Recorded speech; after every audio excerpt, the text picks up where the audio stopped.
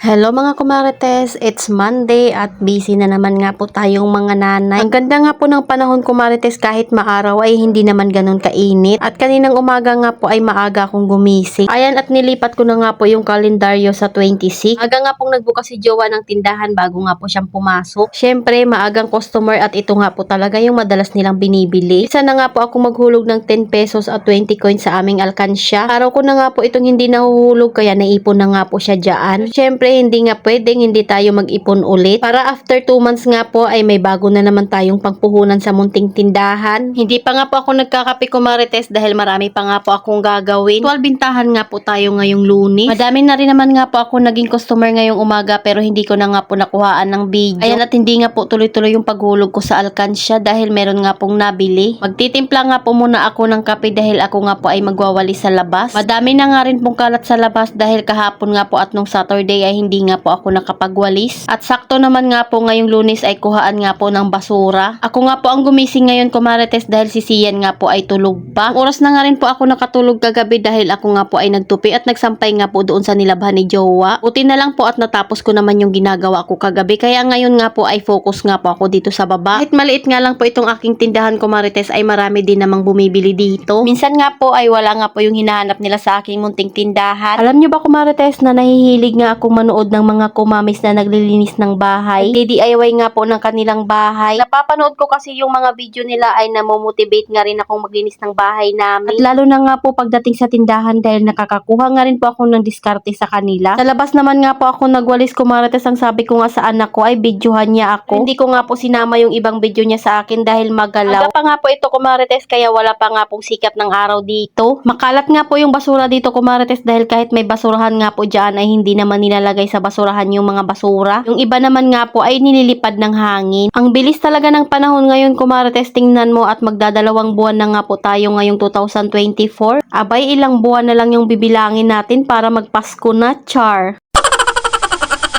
May inantay nga rin akong parcel ngayon kumarites dahil out for delivery na nga po ito. Bili nga po ako ng vinyl tiles dahil papalitan ko nga po yung sa hagdanan namin. Yung kulay green nga po doon na inaapakan na pahalaman. Ako na nga rin po pala yung basura ni Tita Jean dahil minsan siya nga po ay nagtatapon din naman ng basura namin. May pagkakataon ay tinatapon ko nga rin yung basura niya. Ayan nga po yung itsura ng tindahan ko kumarites at balak nga po namin pinturahan ito sa labas. Syempre kulay puti nga ang gusto ko or hindi kaya kulay gray. Yung bakal nga po naming pintuan ay wala pa ngang pintura iyan. Makyat na nga po ako sa taas para magplansya. Tingnan nyo naman at ang ganda talaga ng araw. Ayan nga po yung nilabhan kagabi ni Jowa.